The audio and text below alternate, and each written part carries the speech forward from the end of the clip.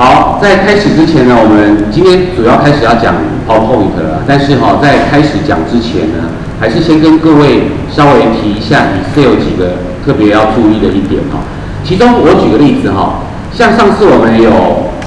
比如说我们增加一个栏位，然后这个栏位我要下公式，比如说我想把罗这个字抓出来，罗这个字抓出来，所以我们下的公式会是什么？等于 left，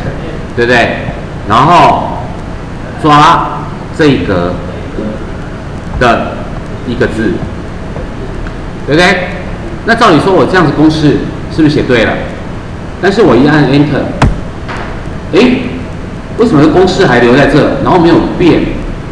公式还在留在这，没有变。这个东西就是以后各位只要遇到你觉得你应该是做的是没有任何问题的，可是呢，它却跑出来的结果不是你想要的。它有跑出来，它不是跑出那个很奇奇怪怪什么井字号什么那个 no value 还是什么这种很奇怪的字眼，只是因为如果说我举个例子，如果你是公式打错了，我打在这好了。假设你是公式打错了，打成 left， 然后假设你就随便打一个，然后left， 等一下我随便打一个字，这怎么都正好都 OK 那我随便再打一个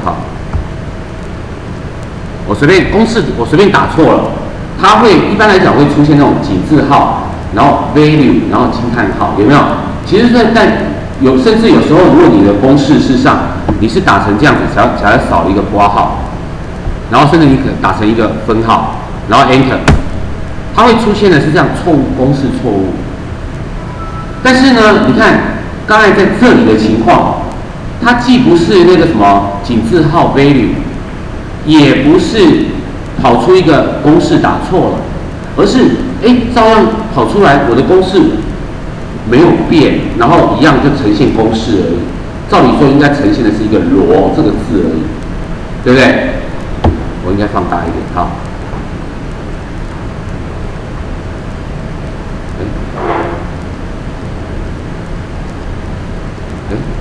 怎么放不大现在放不大，好，没关系，我先讲完好了那这边各位可以看一下，就是说为什么它跑出来是公式的式子，却不是我要的值？重点在于只要我就说，只要以后各位打什么东西，可是你觉得对，可是跑出来的结果不是你想要的结果。就像比如说之前我们不是有打，我可能只是要打8除以3，我写在这里，等一下我写在这好了。假设8除以3，照理说我应该是跑出数值嘛，可是我一按 Enter， 它居然给我出现8月3号，还记得吗？只要它都会跑得出结果，可是不是你想要的，你就要朝哪个方向想？储存格式。所以呢，重点是这个储存格式，你就按右键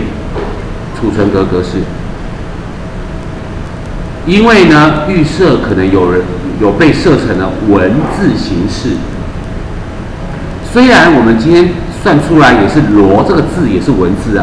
可是你不能把这一格的形态设为文字，他就会以为你的公式是你要打的文字，所以他就不去算它。所以呢，像遇到这种情况，你只要把这个文字设成通用格式。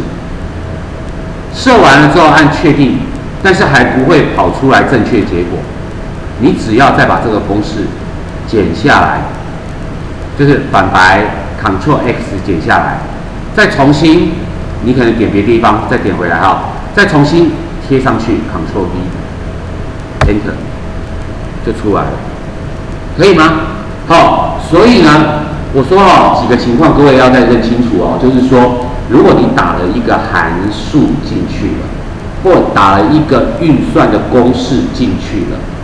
可是呢，跑出来不是像这种井字号 value，或者是跑出来的不是像这样子，它会跑出一个视窗说公式有错误。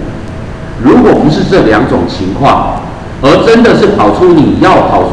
出来的结果，但是不是你想要的，你就要朝储存格式去考虑。像比如说这个地方，你刚才打8×3，它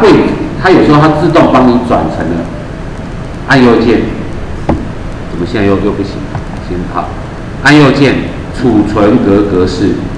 你看一下，它自动帮你设成了这种日期的形态。所以通常你只要设回通用格式，按确定，有时候一设完就 OK 了，但是有时候设完可能还不是你想要的，那你就干脆重打一次8×3，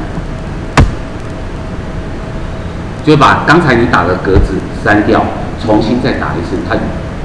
又是出现这样子，怎么又是8月3号？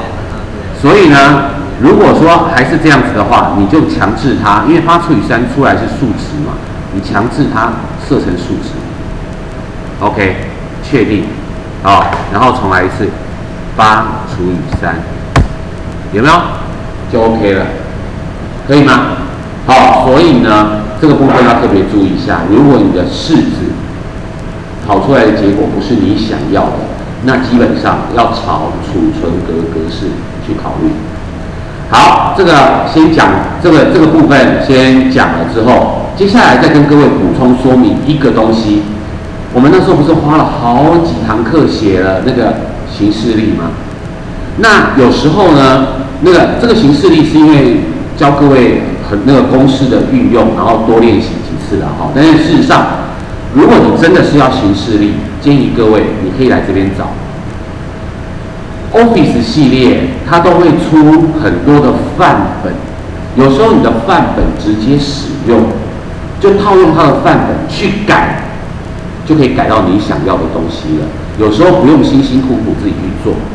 那像比如说呢，这个地方档案新增里面呢，各位有没有可以看到 Office.com 范本？有没有？然后呢，底下就有一个叫行事历。你就可以点它一下，它就会搜寻。可是搜寻呢，这个部分是装在你的电脑里面的行事历。那没有2013，没有2013怎么办？今年是2013年，没有2013没关系，在这个地方你点一下，打2013。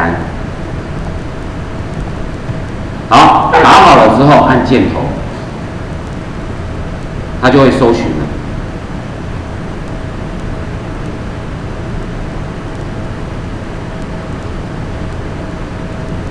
好，搜寻呢，你就可以看到有没有花卉行事历、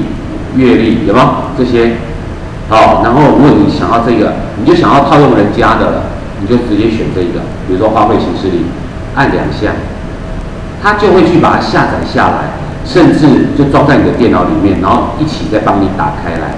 你就可以看到你的行事历出来了，有没有？然后你可以这时候就可以档案列印。你就可以看到它正好装满1页 ，OK， 2013年的行事历就有了，可以吗？好，来，先请各位试一下。